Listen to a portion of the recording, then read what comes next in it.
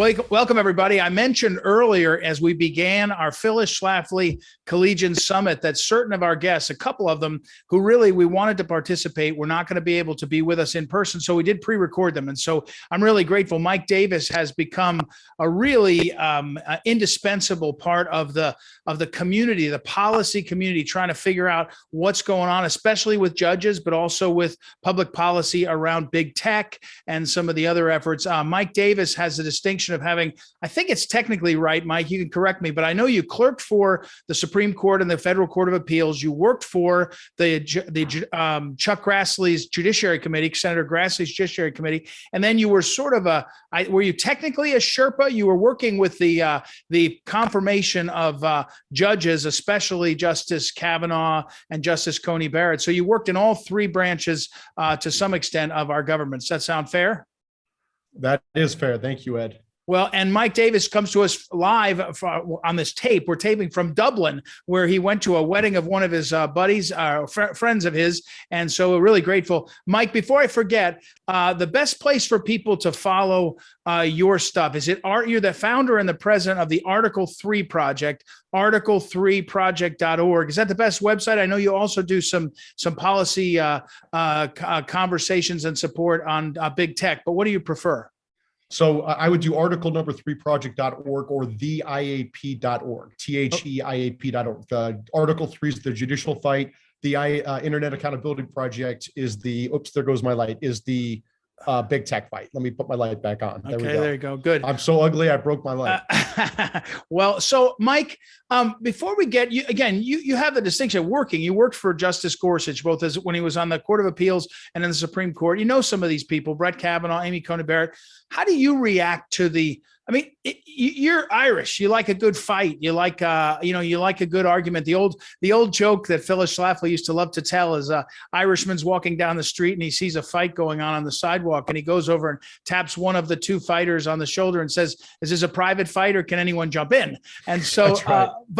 But even you, ready for the back and forth. The extent, Justice Kavanaugh had someone come to his home, right, with a gun. I mean, we've gone past sort of rhetoric, right? I mean, what's your thoughts?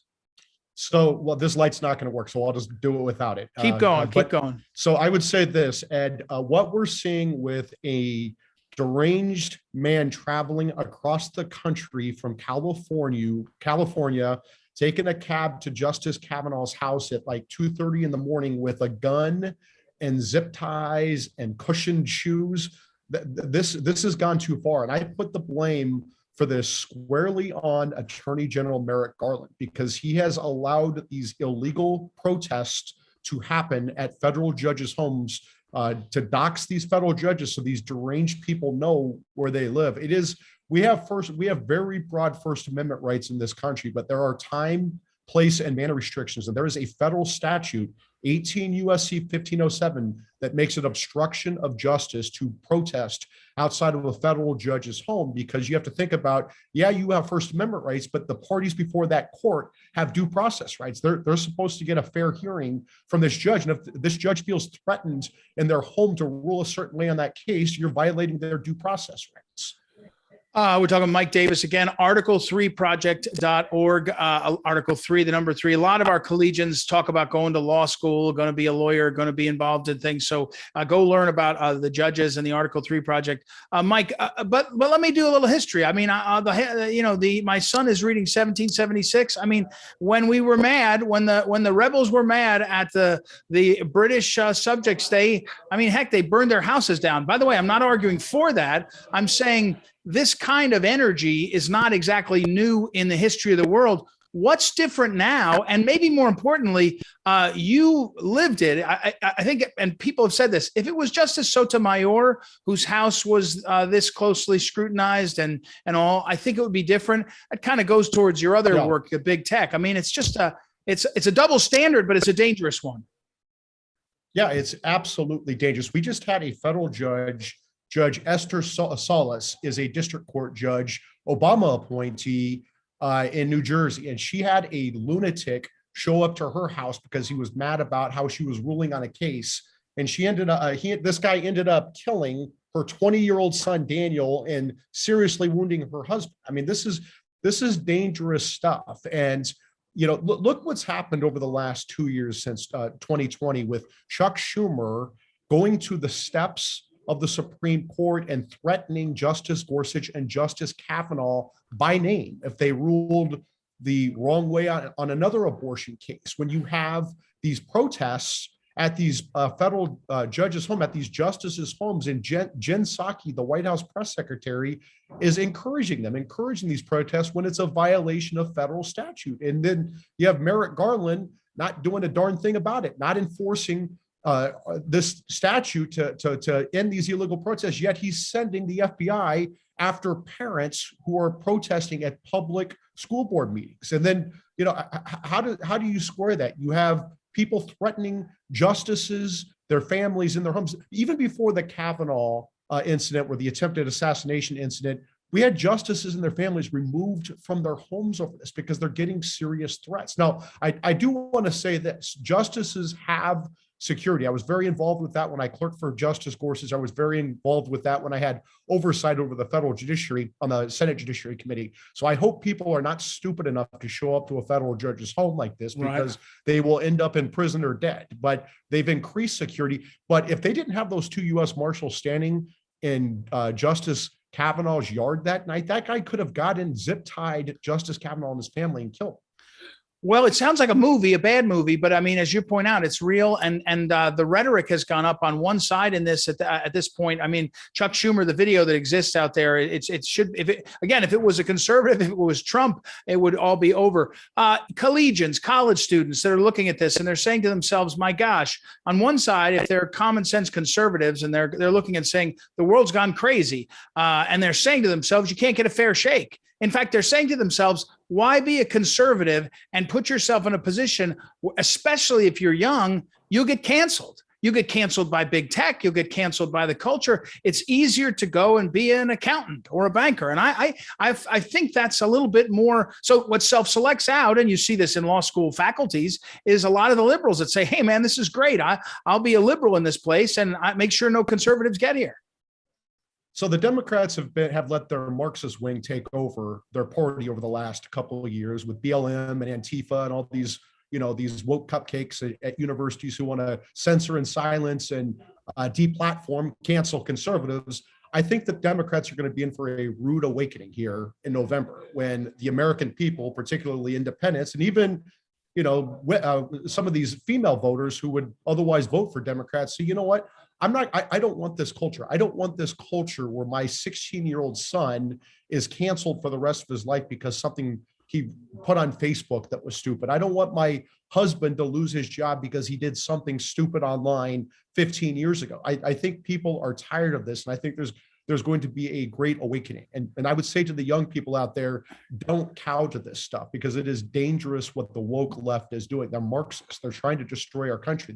They hate America and they're trying to destroy it. It's not your grandmother's Democrat Party anymore. These are not liberals who, agree with conservatives on equal opportunity and equal rights and equal protection. We just disagree on the ways to get there. That's not the woke left now. These are Marxists. They hate America. They're leftists. They hate America and they want to destroy us.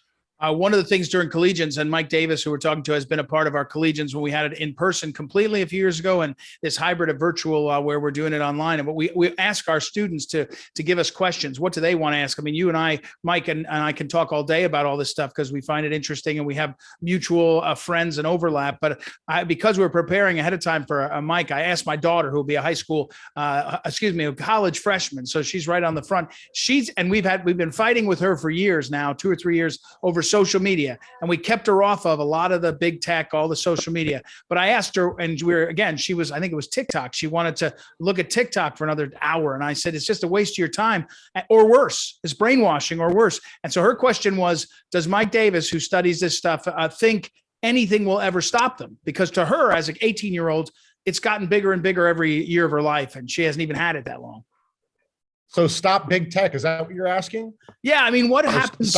Stop big tech. Yeah. Stop big tech. So that's part of the internet accountability. I'm sorry that this light is a disaster at the hotel here, but with the Internet Accountability Project, we are on the cusp of passing a key antitrust bill, bipartisan antitrust bill before August. That's going to be a crucial first step into breaking up big tech. These are trillion-dollar big tech monopolies: Google, Amazon, Facebook, and Apple. And as conservatives, we should believe in free markets. And in order to have a free market, you must have a functioning market. And when you have trillion-dollar monopolists using their power to crush competition, shutter small business, cancel conservatives, we no longer have a functioning market. We no longer have a free market. So we need to turn to our century-old antitrust laws from Teddy Roosevelt to use this targeted law enforcement. It's the opposite of regulation. It is law enforcement. You're using the Justice Department and the FTC to target these cancerous tumors on the market: Google, Amazon, Facebook, and Apple, and to make sure that they don't have this gatekeeper control. They don't control online commerce. They don't control the information. They don't swing elections.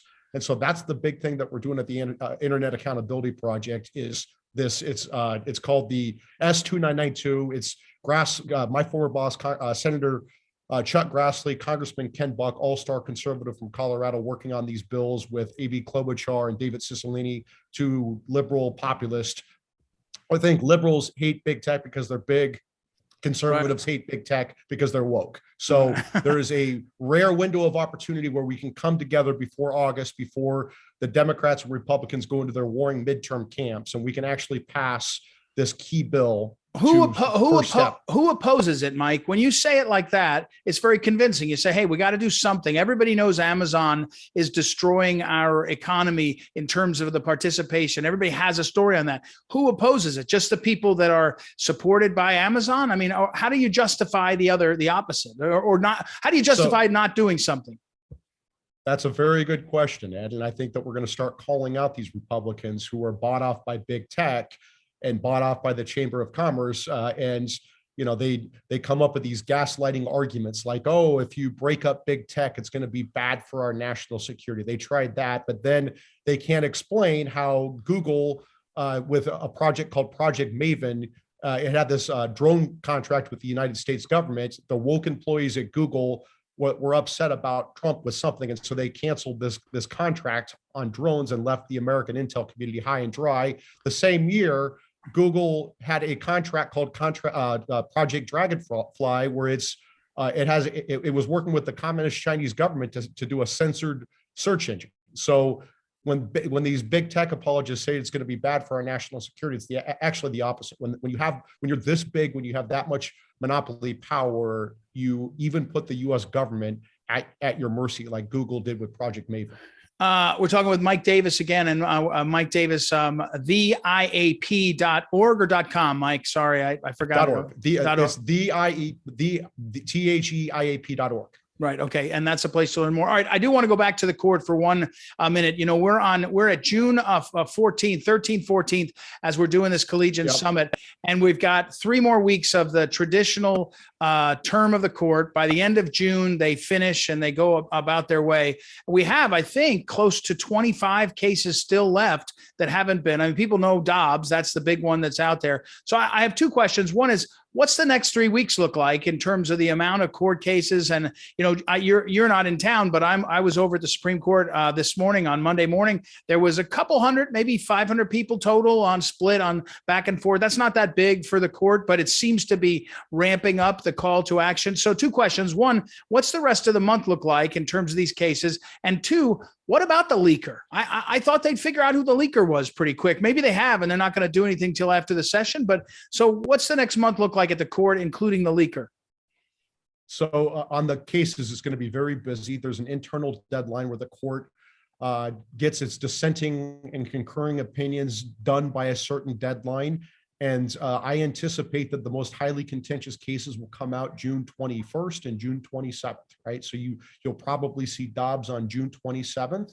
That's normal. That's what happens. And the reason there's a backload of cases right now is because President Trump transformed the Supreme Court from the 5-4 John Roberts Court to the 5-4 Clarence Thomas Court. And so they're taking on more contentious matters, and there are probably more sharply written dissents. Lonely, the 3 libs are writing their crying dissents, and so they need time to do it. So I would say that. And as for the leaker, I I have not had any discussion with anyone inside of that building intentionally since this leak happened, because I don't want to get dragged into this mess. Right. But I don't think it's going to be that hard to get to this leaker. You make them fill out an affidavit, you get their emails, you get their text messages, you question them, subject to 18 USC 1001. If you make false statements to federal authorities, you can end up in the clink. I think one of these law clerks is going to crack. And to me, it's clearly a law clerk who did this, because not only did they leak the draft opinion, if you looked at the Politico stories, they had too much inside intel about the process that only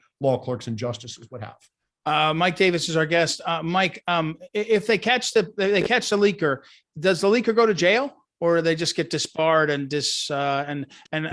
all of the above? They should be charged with obstruction of justice. If you can show that they leaked this for the purposes of putting pressure on Justice Kavanaugh or another justice to get them to change their vote, that's obstruction of justice. You're also dealing with government property, honest services of government. There's plenty of ways you can prosecute this.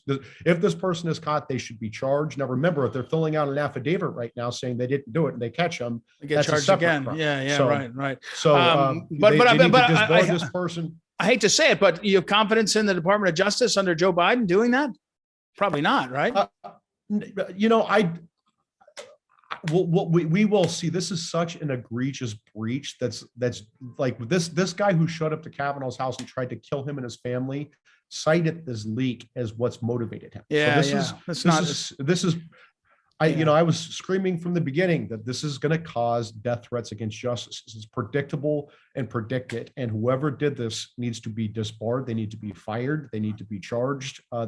We cannot let them become a hero on MSNBC. Mike Davis, sorry, one last question though. We're almost out of time, and we thank you, Mike Davis, the Internet Accountability Project and also Article 3 Project, both. We'll put it all up on social media. But I want to ask you, you ran a lot of committee hearings for the Judiciary Committee in your day. When you, and I don't assume I assume you haven't watched the January 6th Select Committee, but insofar as it's been one-sided, I mean, even judiciary committees, when they're stacked in one direction, have to give the other side a chance to poke holes and reposition. In this case, we see truly a propaganda effort and no second side. I mean, it's so un-American. As someone who's been in that building and that body, those bodies, and watched this, doesn't anybody have any shame? So it's such a joke. Nancy Pelosi hand-selected the two Trump deranged, bitter Republicans to put on this committee. It is such a charade. They've looked into this January 6th stuff for a year and a half now. They can barely charge people. They can barely get convictions.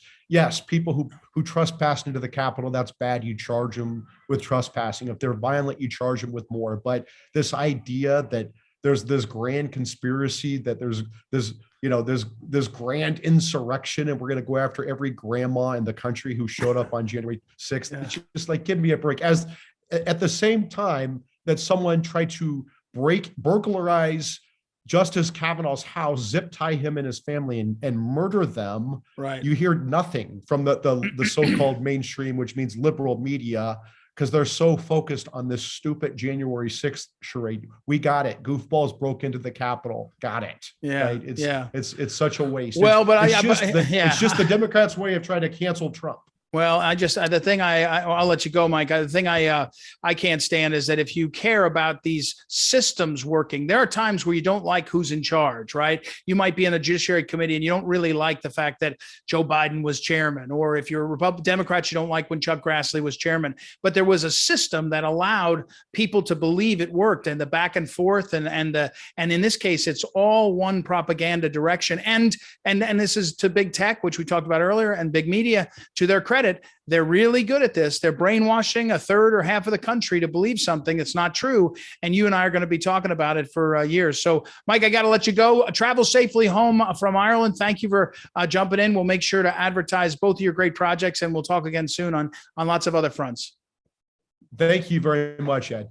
All right. Thanks, Mike Davis, everybody. I appreciate him doing this and coming in with us from Ireland. Pretty amazing. So we'll be back to the live program right after a break.